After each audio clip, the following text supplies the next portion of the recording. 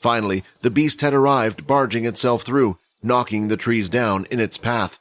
Unfortunately, Leo was unable to see that the beast itself was injured from the battle with the students. His ability allowed him to see the outline of the beast and the things around him, but he wasn't able to see the finer details. If the beast was nearly dead, he could tell from their aura, but this one still had plenty of life. Immediately 6 lines of red energy came whipping out at Leo. Focusing his mind, he waited until all paths of the red energy crossed each other. In that moment, he took a single swing of his blade. The 6 vines that had come out at him had all been sliced off. Leo could see that the energy was still flowing through the vines as they started to regrow, but what he was more concerned about was the energy building up in the beast's body. Ignoring the vines and looking at the head of the beast, it was quite large and a distance away. "Well, I don't want to go all the way up there," Leo said. He placed his sword in his sheath and prepared himself. When he was sure where his target was going to be, with a single movement, he drew all of his energy out and pulled the blade out of the sheath as fast as he could. The line of energy was thin and white, but the beast had no time to react, and it had completely passed through its neck. A few moments later, the beast's neck slid from its head and fell to the ground. Its body then shortly followed after. "I guess you can't regenerate your head," said Leo. After defeating the beast, he didn't stop for a moment, not even to extract the crystal core from its body. He didn't have much time to investigate the area before, and the beast had suddenly attacked him. But during the fight, he had spotted something while looking at the beast's aura from his position. In the distance, there were dead bodies of the students. They no longer produced a flame of aura, but a little leftover essence was visible on their bodies a few hours later. Right now, the students were a priority, and if they had run into similar beasts to the one he had just faced, he feared the worst for the students. Back where the others were, just by the mountainside wall, Dell and a few of the other students were discussing their next plan. Dell had called over the main helpers and the strongest-ranked students for their advice. In Dell's class, there weren't many strong students. There were a couple of level 6 students and a few level 5, but that was it for the class. Vorden was considered one of the strongest students despite his level, but he had not been invited to the group meeting hosted by Dell. This was because Dell still bore a grudge against Vorden, and after what Quinn had said, he now hated their whole group. "Maybe we should head back where the beast came out from," a student suggested. "If we follow the trail of broken-down trees, then maybe we can find out our way back." "That won't work," Dell replied. "The forest is large, and if that beast lives there, then there are likely to be many trees and paths that have been created by the beasts, and those similar to it. If we follow one of those paths, we might even be leading ourselves to be dinner for another beast." "Well, you suggest something," another student said, their tone sharp, rather annoyed at the situation, even though they felt like so far Dell had been useless at everything. Still, Dell was of a higher rank than them, not just as a teacher, but in the military as well, and they needed to show him some respect. He could also be the deciding factor on their grades, so the students bit down their tongues and moved on, but that didn't change the fact of how useless he had been. "I think we should go up, on one of the side paths of the mountain," Dell suggested. "If we go up high, then we can see the forest from above. We should be able to see where the area we started from was, and if we can't see that, we will be able to spot the shelter."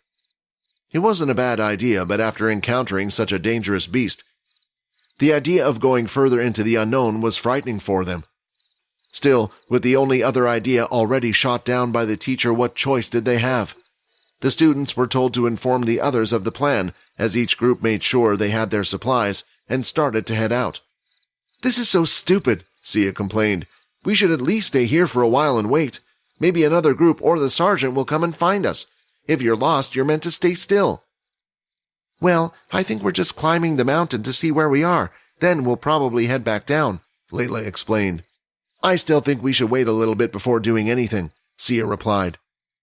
"Although I don't like Dell," Vorden said, "maybe for these guys staying in one place isn't a good idea. Look at their faces.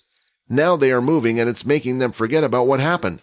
They might think if they stay there, other beasts will come and attack them, maybe even the same one. But as we move, at least we are working towards our goal." Okay, pretty boy, you convinced me," Sia replied. "Let's go." The group couldn't decide which side of the mountain they wanted to take. There was the option of sending half the group on one side too, but after seeing how effective they were as a single unit against a powerful beast, they felt that it was best to keep everyone together in one powerful group in case something similar happened again. They started to travel up the left side of the mountain. Dell had made the decision and was ordering the group around, but he wasn't the one that stood in front of the group. Instead, some of the stronger groups had their frontliner. Dell had made some type of excuse, claiming that he was the only one able to use the communicator to contact the sergeants. What if he disappeared? If that happened, then the sergeants would have no clue where they were. But this was a lie. The sergeants didn't have a clue where Dell's class was. They only knew that they had sent out a distress signal. The scanners had been turned on. They would still record points and work as long as they were within a 200-meter radius of Dell, even though the scanners still provided each student with points for their team. There was no fierce competition anymore. The group decided to stay closer, and no one was venturing far away from their team or far from the whole group. While scanning new items, the scanner would still do the same, but the sense of competition was no longer there. The reason why Dell had turned the scanners back on was because they were good tools for finding out what was around them, whether there were dangerous plants or precious ores. But the primary function of the scanners for Dell was to detect beasts and their levels, while those beasts were still far away from the group. If they came across another beast and it was far too powerful for their group to handle, Dell didn't even dare to imagine the number of casualties and the number of remaining students that would be able to come back with them to the military camp. The group slowly progressed, and eventually the slope started to level out. They could still see the large wall and the ground behind them, so they found it a little strange. Usually, any mountains had a lot of ridges with leveled and inclined ground, so this mountain seemed strange. The open field was long and still very green, like most of the forest so far. With plants here and there, there was a lot more open space. They were higher in elevation now, but they were still unable to see the top of the mountain from below. One of the more curious students went over to the edge and looked down. Even though they could still see the part of the forest where they made their last stand against that beast previously, they were unable to see where they had started from the beginning of the shelter. Depending on which direction Dell had run from the camp, the only way for them to see the shelter, or where they once came from, was to climb to a high point, so they could see the area around them from a bird's-eye view. But the slightly inclined ground looked like it could go on for miles, and the only way left to get higher up the mountain was to scale it using their hands and feet.